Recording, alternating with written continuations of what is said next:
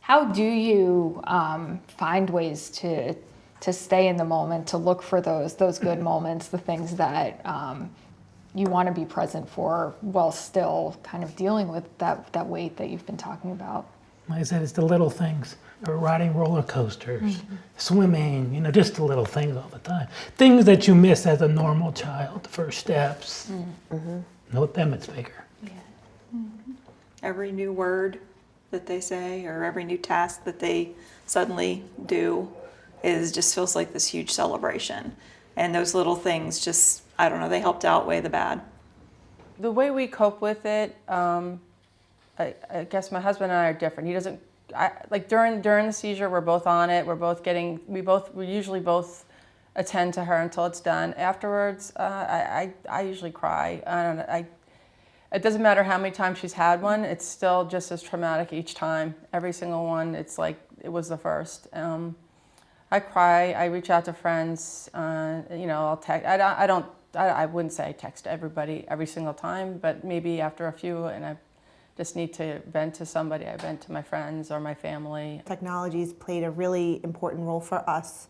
That tablet or iPad or whatever it is almost like a lifeline in some situations, or the TV even. Just, sometimes to be able to do something, even in your own home, is to help occupy your child, because they don't always, listen the same way as maybe another child may to go occupy themselves. So we did end up in therapy for a little bit. It started out with therapy for you.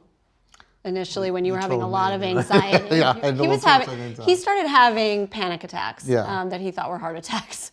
I don't even know how old Sawyer was, maybe 4. When Sawyer was in the worst of the worst, and we were having trying seizures multiple days a week and drugs, and I was worried about financial stuff at the same time, and balancing the life with our older, typical child, I was very stressed, and to the point where I'd feel my chest, and I was like, I'm having a heart attack. He stopped being able to drive. He couldn't drive. He couldn't get in the car without having a full-blown panic attack.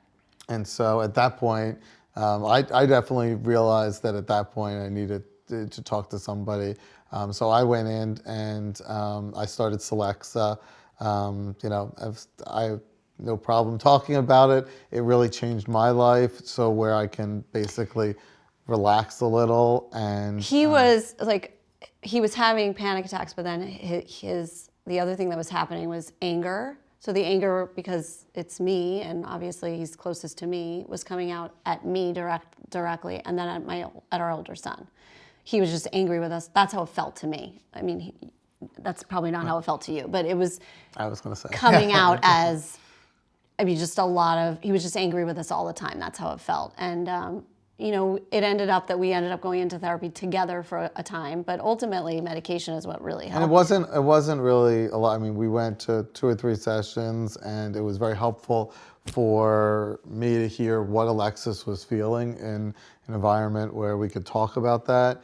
And it wasn't that we needed to continue on with anything. So I think for couples going through this, if there is an outlet that you can go to just get everything out, Also, you were very ashamed at the time to start medication. It was very hard for you to start it. Once you started it, I feel like it helped so quickly. Right. But you felt a lot of shame, like you were giving up, and there is no shame. There's no shame. As it turns out, in our family, Peter's medicated, Sawyer's medicated, and so is Harrison, our older son, who's 14, because he also eventually started suffering from panic attacks. And many times I say, and he you should probably have a little bit too. But for us as a couple, Peter, because we came at it and we processed everything very differently at different times, it took me a long time on the front end to get involved with DSF and accept that this is where Sawyer was going to be, and this was going to be our journey, and mourning that loss of the child we thought we were going to be raising. And for Peter, you were better on the front end with diving into that community and accepting people and learning information, and I wasn't there yet at that time. But then as the journey continued, it was like you stopped wanting to go. He became very afraid, and that's when it was like, I don't want to go out and do this because he's just going to have a seizure and it's going to be a mess. So why even bother? So you wanted to be in a bubble, and at that point, years down the road, I was like, we need to live. Like he needs to experience being a child, and we can't live in our house all the time. And I'm very much like a doer in general. I need to go do things. That's who I am. That's who my older son is as well. We love to do, whereas Sawyer and Peter are extremely close as well, and they like to stay home. So they like to be in bed and cuddle and watch TV and hang out, and they're perfectly content with that. And so finding that balance of what we're gonna do, but honestly, like once you were getting some help with your anxiety and your panic attacks subsided and you could function day to day, I feel like you were much more willing to do things again and like experience the world and go out of the house with him and take a chance going to the birthday party. So that was life-changing for our family. We've gone through periods of needing more than not. So in the beginning, I finally realized that I wasn't coping. And so I did seek out medication to help me deal with the everyday management and the fear that in the beginning I very much so lived with. Finn had some really bad seizures at the start that we thought we were going to lose him. And so there was a presence of that in our lives. So that helped in the beginning. And then over time, I think I was able to cope with things better the more I got involved. And so I was able to come off of that and find other ways. My husband was kind of the opposite, where he was very optimistic in the beginning and thought that this was going to be okay and Finn was going to be fine and he was going to be different. And Finn had a really bad seizure at a friend's house, and it was almost like a switch for him. And the reality of what our total life was like kind of struck him. And he really struggled for a year before admitting that he needed some help. And so finally looked for his own support with both medication and therapy and getting back into like physically working out and doing things that would help him mentally. Take it day by day. Try not to get overwhelmed.